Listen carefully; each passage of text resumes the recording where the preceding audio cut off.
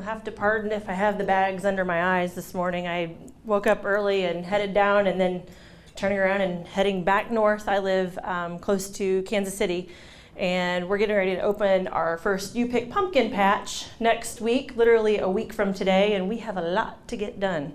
So, thank you. Where's Stephanie? Where's Stephanie? Stephanie.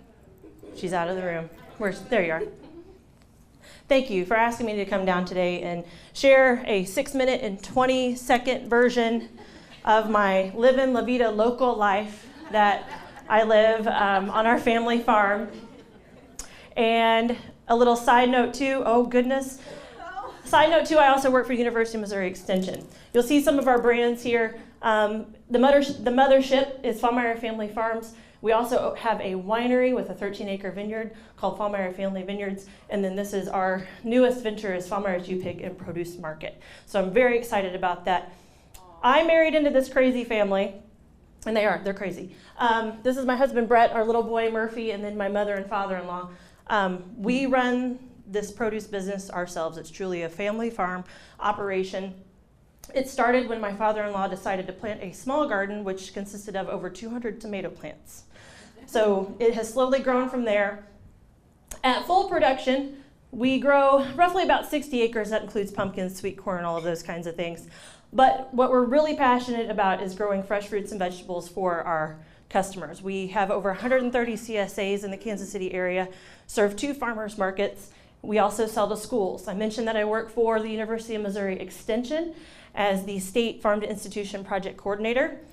This is our team at the National Farm to School Conference. So not only do I live local foods, I also work for it and work with it in my professional background.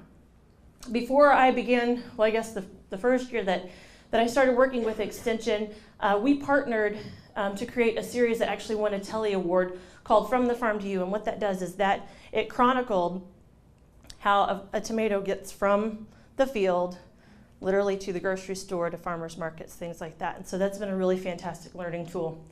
We work a lot to get families and kids out to our farm. We host an annual Tomato Day party where we have lots of local food, local chefs, local wineries, all sorts of good things to create a family fun environment. These are a couple of my very favorite photos. So to get back to the heart of why we do this is my little boy Murphy.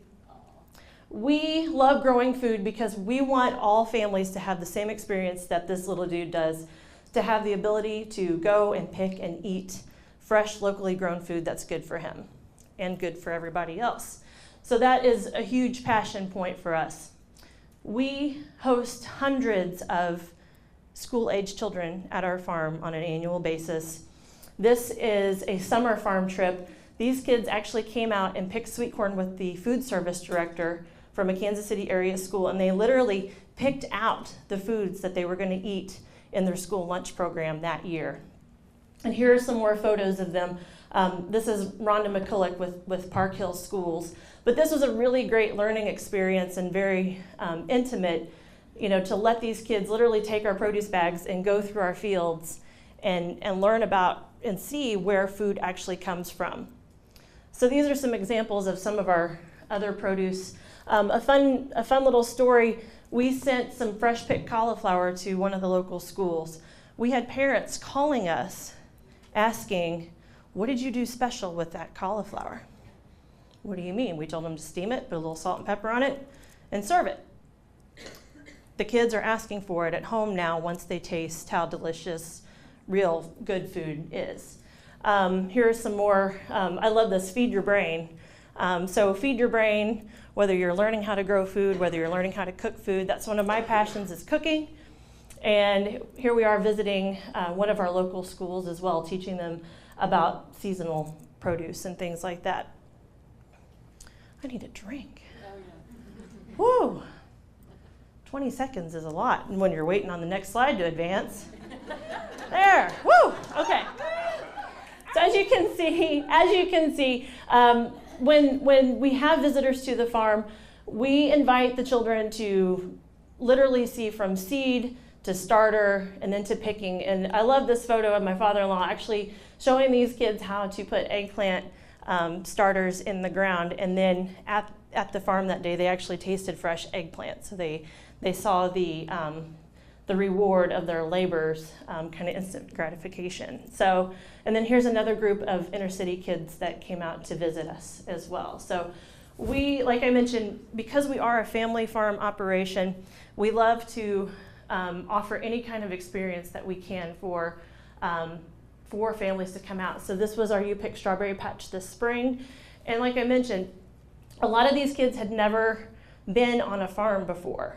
And so they're gonna create a memory with their parent, with their friends, to then wanna come back and hopefully, start another generation of people who love and know good food and know and understand agriculture.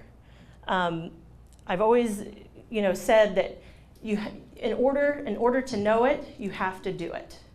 And so this is our effort to try to do that. And so in order then to create sustainability, so sustainability not only means treating the earth right, but it also means creating a sustainable business model at the same time. So what we're trying to do in all of our efforts is create a sustainable model that will keep that little dude walking next to that big dude for a long time. And another thing to remember too is eating is an agricultural act. I love that quote. No matter what you do, every time you raise your fork and you vote with your fork, you vote with your dollar, always remember that eating is an agricultural act.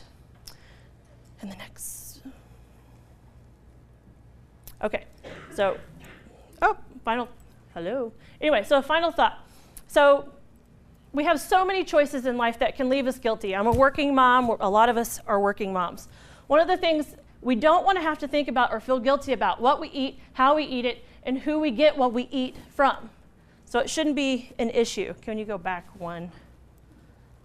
I feel like I banked time, right? Since I does that work if I bank time? I'm sorry. So that's just one of the things that I want us to remember, because we talk about how difficult and how controversial our food system tends to be and get. So no matter what your social class is, what your socioeconomic standards are, nobody should feel guilty about the food that they're eating. So that's one thing to always remember. And then as farmers, like I mentioned, it's our job to educate the public about the food that they eat and to tell our story. And that's what we really work to try to do, is to tell our story when we are meeting with our customers, with our CSA members, with the school-age students that come out to visit us. And so with that, we start that process by creating an environment that welcomes people of all ages, all types, all backgrounds, and create an infrastructure that will help increase the accessibility of fresh foods, which is what my family is trying to do for you guys. So.